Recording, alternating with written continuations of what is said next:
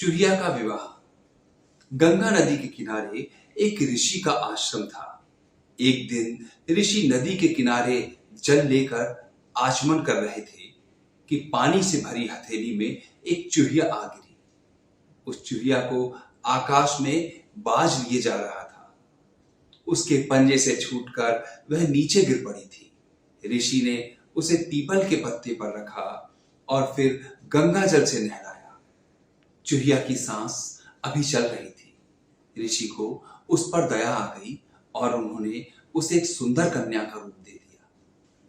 वे उसे अपने आश्रम में ले आए और अपनी पत्नी को कन्या सौंपते हुए ऋषि ने कहा, इसे अपनी पुत्री की तरह पालना। ऋषि की हथेली पर गिरी थी, इसलिए उसका नाम अंजलि रखा गया। ऋषि को कोई बच्चा नहीं था, इसलिए ऋषि की पत्नी ने अंजलि को बड़े प्यार से पाला। 12 साल तक वह उनके आश्रम में पलती रही। जब अंजलि शादी के योग्य हुई तो ऋषि पत्नी ने ऋषि से कहा, स्वामी, हमारी बेटी शादी के योग्य हो गई है। कोई अच्छा सा वर देखकर इसकी शादी कर दीजिए। ऋषि ने कहा, मैंने अंजलि के लिए अच्छा वर देख लिया है।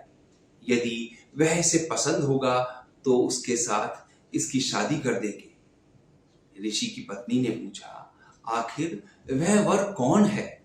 ऋषि ने कहा, वह वर सूर्य है। अंजलि सारी बातें सुन रही थी। वह बोली, नहीं पिताजी, सूरज पति के रूप में मुझे पसंद नहीं है, क्योंकि वह आग की तरह गर्म है। ऋषि ने अंजलि से पूछा, पुत्री, तो फिर क्या तुम्हें बादल पसंद है?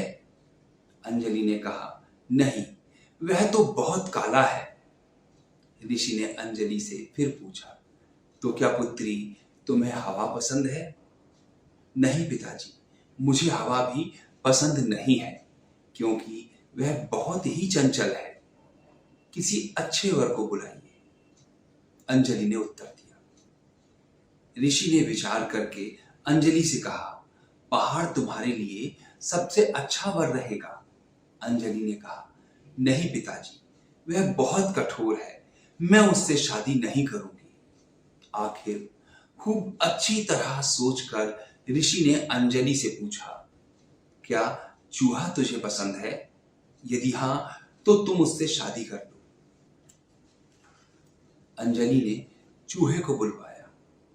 उसे अच्छी तरह देखने के बाद अंजलि को उसके साथ अपनापन महसूस होने लगा। वह ऋषि से बोली, पिताजी, मुझे चूहिया बनाकर इस चूहे के साथ मेरी शादी कर दीजिए। ऋषि ने फौरन अंजलि को चूहिया बना दिया और धूमधाम से उसकी चूहे से शादी कर दी। अपनी जाति सबको प्रिय होती